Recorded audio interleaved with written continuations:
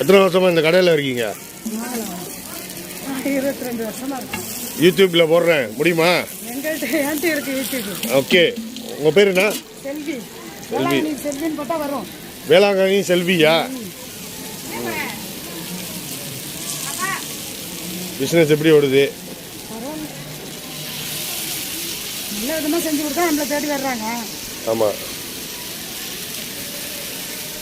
இப்போ முடிச்சிருச்சு பாருங்க. 4 மணிக்கெல்லாம் முடிச்சிருங்க.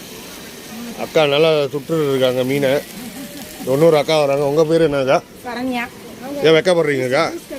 எங்கள் ஜூஸ் கடை எட்டாப்ல இருக்கு. ஆமாவா? நான் நல்லா இருக்கானே. என்னது சொல்லுங்கண்ணே கொஞ்சம்.